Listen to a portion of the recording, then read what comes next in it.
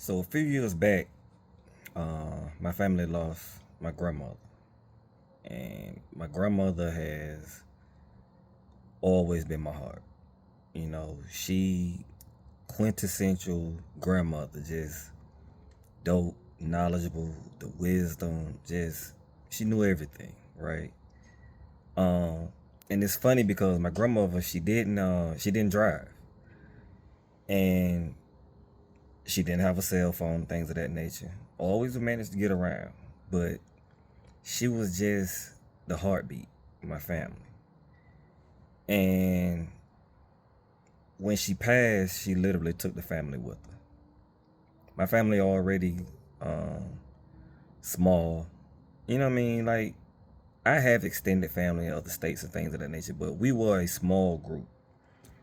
And it's amazing to me that when she passed, we just all kind of just scattered in the wind. We just all went in our own direction. And it would be one thing if there was a falling out or, what I mean, some bad blood, things of that nature. Then you could at least understand the reasoning behind why we no longer rock with one another. But I remember when we was younger, how the family could get together and at least just have a good time. You know, my grandmother, she cooked every Sunday. Anybody can come get some food, this, that, and the third. That was her. That was her thing. Food always brought us together. And she was just so full of wisdom. You know what I'm saying? And it was amazing. It was funny too because my grandmother, she had like a thing with numbers. She was great with numbers. She was like a calculator when it came to numbers. She had almost like a photographic memory. And she was just dope.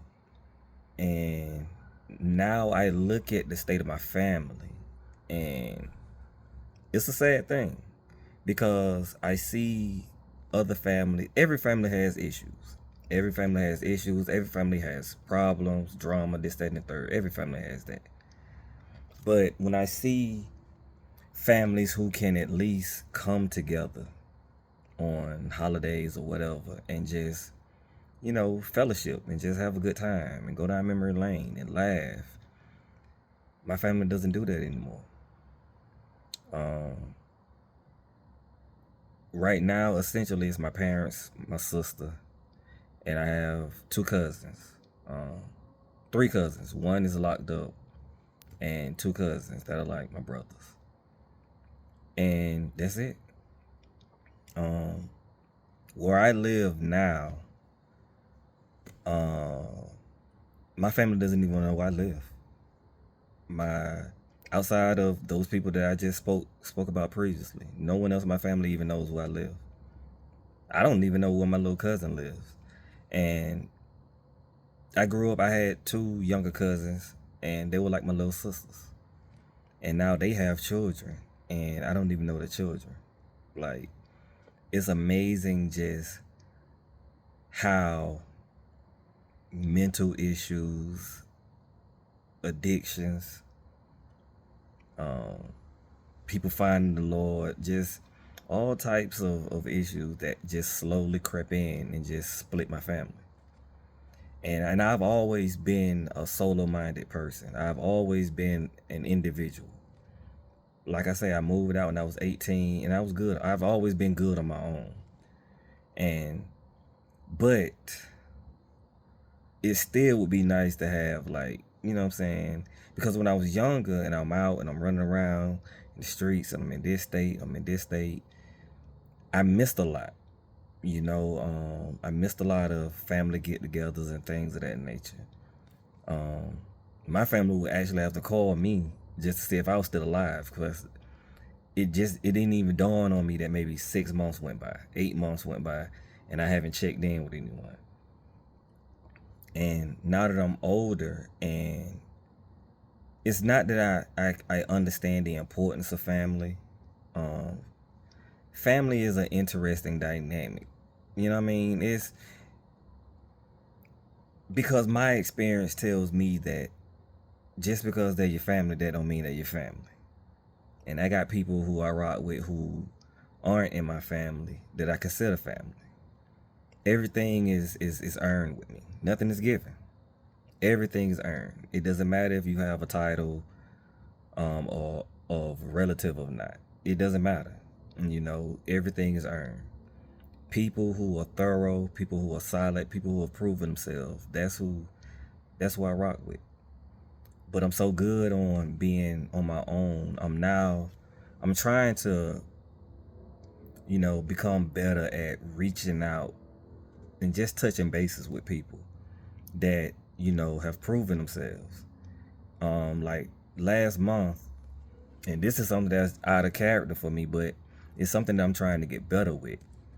I got a homeboy that when our paths cross, it's like we never missed a beat. You know what I mean? We could chop it up, and we always say the same thing. Yo, man, we got to get up. Man, we got to get up. You know what I'm saying? We do that every time. And so he had reached out to me one time before, just in a text message or whatever. And so I said, man, you know what? I got to reach out. I was thinking about him, and I just texted him. And it was just like, I didn't even want anything. And I told him, when I texted him, I was like, yo, I don't even want anything, bro. I'm just checking in, make sure you good. And that was it.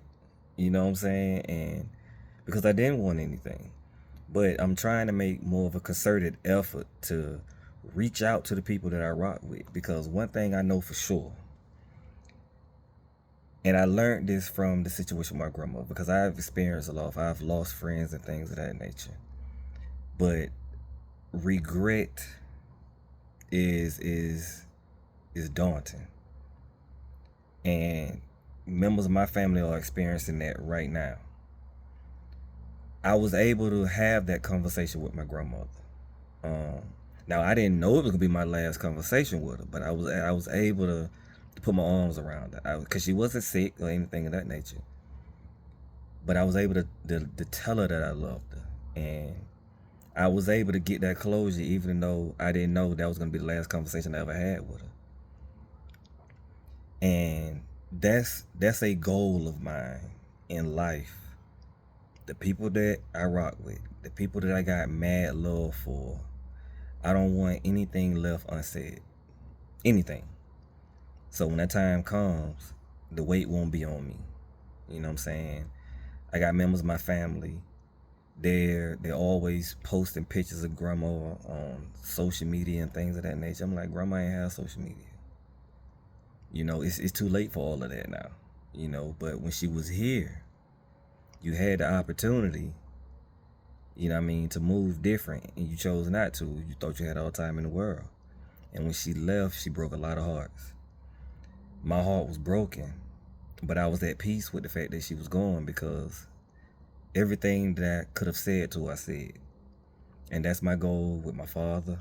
That's my goal with my mother, my sister, my cousin, the dudes that I rock with, people that I got love for.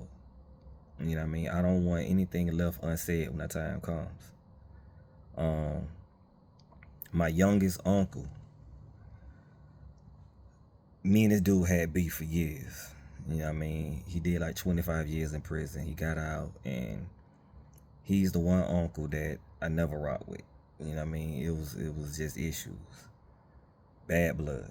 And to the point to where the city we lived in wasn't big enough. Essentially, it was like, if he's somewhere, I have to be in the complete opposite direction.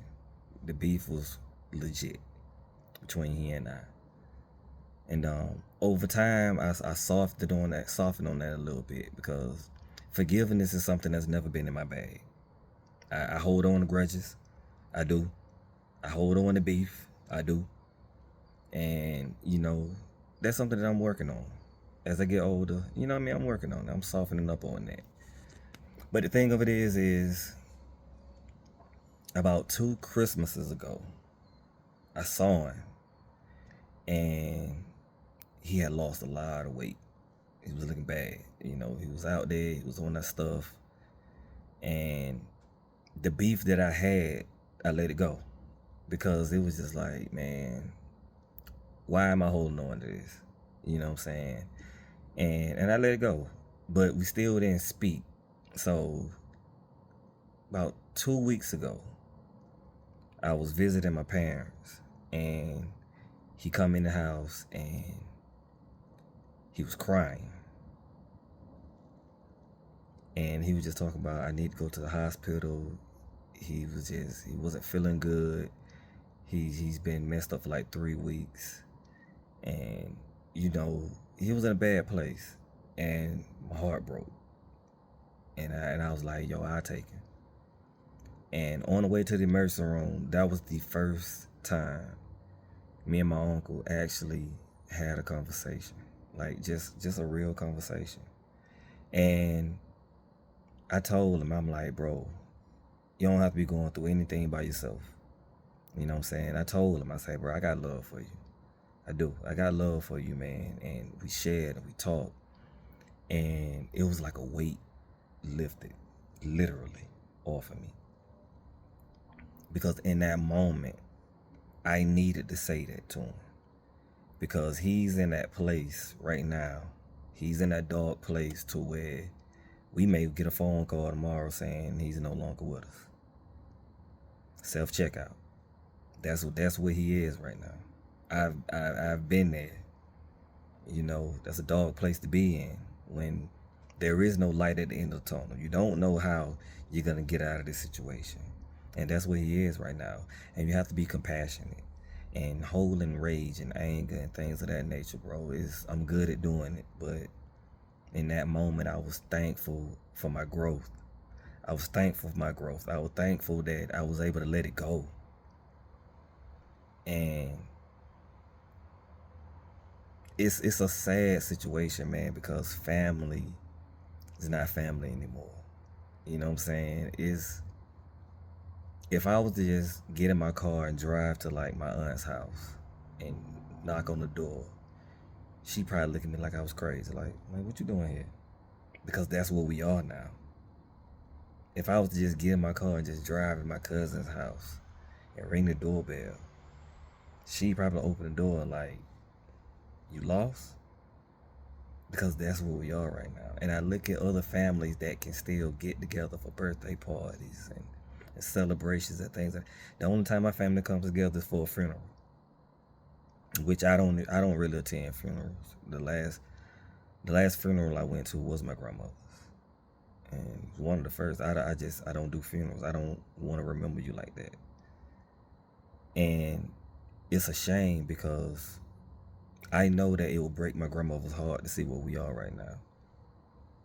Her whole purpose was to keep us together. And to see where we are now, I mean, it's a shame. It's a shame. When we were younger, we could get together and play softball or have a kickball game or something. And it was always cool. It was never really no drama like that, but life has a way of separating people. And so if you're not grounded in your family, I get it, man. My thing is, rock with who rock with you. Show love to the ones that deserve it, the ones that have earned it.